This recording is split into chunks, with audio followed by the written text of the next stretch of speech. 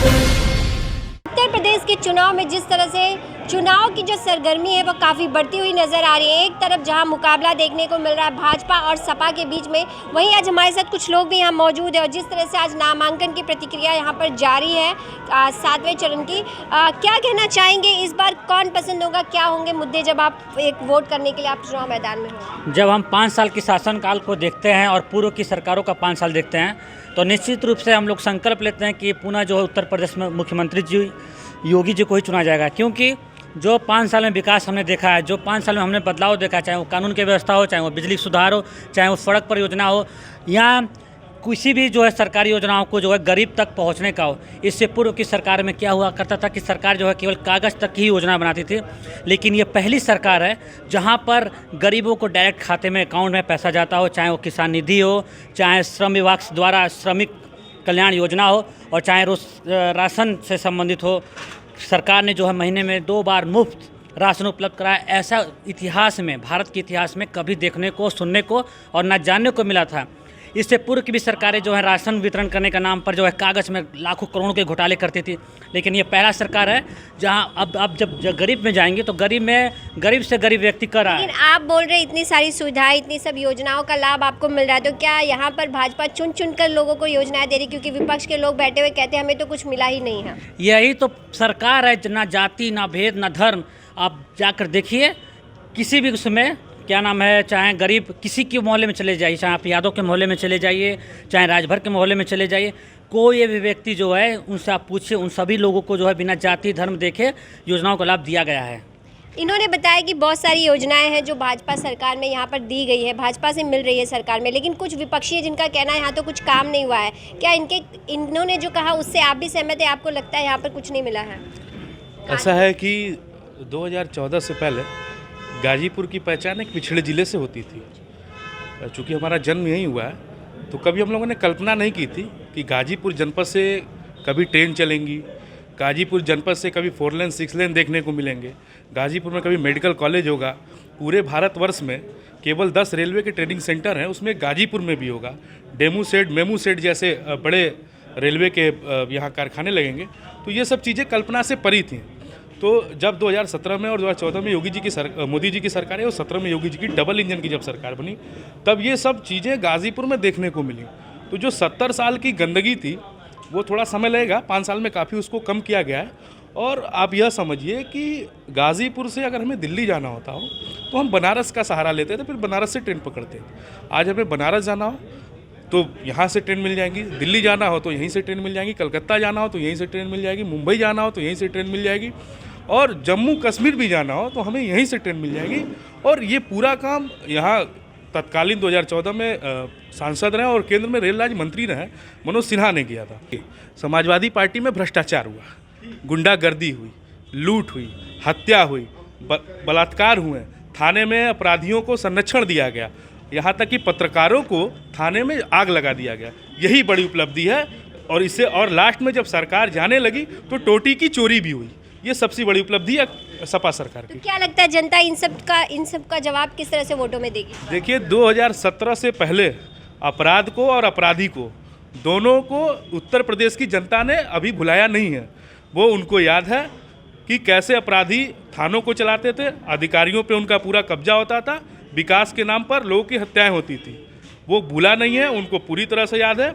2017 से 2022 के बीच में जो विकास का क्रम चला है उसको जनता बखूबी याद कर रही है और उसको मालूम है कि वोट कहाँ देना है और विकास की गति को कैसे और तेज करना है। तो मैं आश्वस्त हूँ कि 2022 में पूर्ण बहुमत से 300 से अधिक सीटें जीतकर भाजपा सरकार बनाएगी। आपको क्या लगता है, आप क्या कहना चाहेंगे, किस तरह से विकास की गति को कौन सी पार्टी है जो आगे बढ़ाएगी, जिससे आपकी उम्मीद है? जो सरकारें थीं छोटे छोटे मुद्दे को, जैसे 370 के मुद्दे पे 70 साल तक राजनीति की, राम मंदिर के मुद्दे को लेकर 70 साल तक राजनीति की। एक भारतीय जनता पार्टी एक पहली सरकार बनी है जो इन मुद्दों पे, जिन लोग राजनीति कर रहे थे, उसको, जो हमारे एक जख्म था पूरे देश का, उसको दूर कर दिया है। और इतनी बार चुनाव जो है वो राम मंदिर पे ही है खाली नहीं, राम मंदिर में नहीं, विकास के नाम पे चुनाव हो रहा है, लेकिन उसमें कहीं हमारे भारत की संस्कृति भी जुड़ती है और उस जुड़ के सब लोग काम करते हैं। और जिस तरह से ये सरकार आई है तो हम लोगों के भाग्य है कि हम लोगों ने इस सरकार को इस पहली बार देखा है कि मतलब हर मुद्दे पे सबके साथ, सबके विकास के साथ एक पैरेलल मतलब पैरेलल काम कर रही है। इससे बेहतर अब कोई सरकार आने वाली नहीं है मेरी नज़र में। तो क्या लग रहा है भाजपा गवर्नमेंट में ऐसे कौन कौन से कार्य हुए हैं जो सबसे बड़ी उपलब्धियां रही हैं जो आज तक किसी भी गवर्नमेंट में नहीं की गई? देखिए, भाजपा ने जो काम किया है, जो आधी आबादी है मुस्लिमों की, तलाक, ट्रिपल तलाक, वो बहुत बड़ा काम हुआ है। शरीयत में कोई दखल नहीं है। यहाँ 4 पंथ हैं, 4 पंथ में 3 पंथ कुरान को फॉलो करते हैं। इस्लामिक पॉइंट ऑफ व्यू से मुसलमानों का संविधान कलाम पाक है और हजूर सल्लल्लाहु अलैहि वसल्लम ने जो बताया वो हदीस है। उसी पे इस्लाम मज़हब की बुनियाद है और वही सिस्टम, इस्लाम में सिस्टम का कहीं गुजर बसर नहीं है। एक मसलक है जो ट्रिपल तलाक को एक सांस में 3 बार कह देता है कि तलाक तलाक तलाक हो गया। जबकि आप मुसलमान हैं, कुरान के आईने में सूरह तलाक है कुरान में, तो हम उसको फॉलो करेंगे। सूरह तलाक में 3 महीने का समय है। अगर आज हमने तलाक दिया तो हमारी वाइफ हमारे घर में रहेगी। अब ये सोच लीजिए कि अगर समय बीतता है, रात्रि होती है, तो पानी और दूध नहीं लाओ, दूध लाओ, जबकि वो पानी और दूध रख दिया जाता है। तो अब वो पहले ही दिन वो पहला तलाक ख़त्म हो गया। तो ये सारी 3 तलाक की मुद्दा होगा इस बार आपके चुनाव? आप जी हाँ, 3 तलाक मुद्दा है। और आम मुसलमान 105% मुस्लिम औरतें हैं और लोग हैं जो गरीब पासमादा समाज है, वो भारतीय जनता पार्टी को वोट दे रहा है, खुल के दे रहा है। हमारी बहन बेटियों का तलाक 105% रुक गया, समझें, ये बहुत बड़ा काम हुआ है। अगर ये बताइए आपसे कि अगर शरीयत से अलग वो चीज़ है, बुराई है, और इस देश का शासक उस बुराई को दूर करना चाहता है, तो क्या उसको राइट नहीं है? ये शरीयत में कहीं किसी तरह का दखलंदाजी नहीं है। भारतीय जनता पार्टी ने 3 साल की जो सज़ा का प्रावधान बनाया वो एकदम सही है।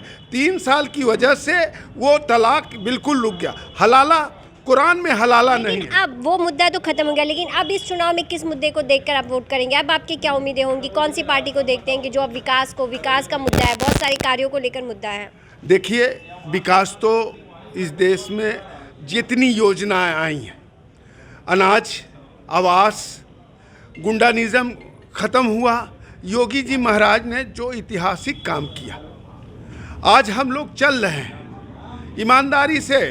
हमारी बहन बेटियां कॉलेज जाती हैं, वापस आती हैं, हमारी बहनें हॉस्पिटल जाती हैं या नौकरी पे जाती हैं, यात्रा करती हैं, सफ़र करती हैं, वापसी की गारंटी है। महाराज इस देश के, इस प्रदेश के ईमानदार चीफ मिनिस्टर हैं, इससे इनकार तो नहीं किया जा सकता है, समझे। अच्छा, नीतियां हैं, प्रोग्राम पॉलिसी है भारतीय जनता पार्टी की, लेकिन उसमें भी है सबका साथ, सबका विकास, सबका विश्वास। महाराज ने जो काम किया है, जितने अपराधी, कोई मुसलमान, आम मुसलमानों का कोई लाश नहीं हुआ, आम हिंदुओं का कोई लाश नहीं है, अपराधियों का है। जो अपराधियों ने गलत तरीके से अर्जित किया ज़मीनें, भूमि, अरे मेरी ही ज़मीन 8 बीघा यहाँ का माफिया ने कब्जा किया था। तो क्या अब माफिया खत्म हो गए? बिल्कुल ख़त्म हो गए। उनकी औकात नहीं है कि एक चूंटी को वो मार दें। आज की डेट में ये है, उनके लोग कब्रिस्तान कब्जा करते थे, पोखरा कब्जा करते थे, समझे। आज वो लोगों का पता ही नहीं चल रहा है। अब बताइए, अपराधियों की कोई जात नहीं है, वो मुसलमान नहीं है, हिंदू नहीं है, वो अपराधी हैं, समाज दुश्मन है, समाज में कोड़ है, समझे। अभी दंगा हुआ मऊ में, वहाँ का विधायक घूम रहा था, कर्फ्यू लगा है। अब बताइए, वो जिलाधिकारी है, जिला प्रशासन है, पुलिस प्रशासन है, उसको क्या राइट है? जिप्सी में घूम रहा था AK-56-47 लेके। बताइए, अमन है कि नहीं है? यहाँ ऐसा है, इस सरकार में एक दंगा नहीं हुआ, एक बहन बेटी की इज्जत आबरू नहीं लूटी गई। कहीं अपवाद हो सकता है, उसे इनकार भी नहीं किया जा सकता, इतना बड़ा प्रदेश है। तो जिस तरह से आपने देखा कि उत्तर प्रदेश में बार बार कहा जा रहा है कि जब से बीजेपी सरकार आई है तब से यहाँ पर महिलाएं सुरक्षित है, यहाँ पर विकास कार्य किया गया है और इसी विकास कार्य को लेकर आज यहाँ के लोग, यहाँ के युवा और यहाँ की जनता कह रही है। अब देखना यह होगा कि किस प्रकार से यहाँ पर फिर एक बार जनता किसे चुनकर लाती है और फिर यहाँ के विकास की प्रतिक्रिया को आगे बढ़ाती है। आप देख रहे हैं सक्षम न्यूज इंडिया, सबसे पहले सबसे तेज।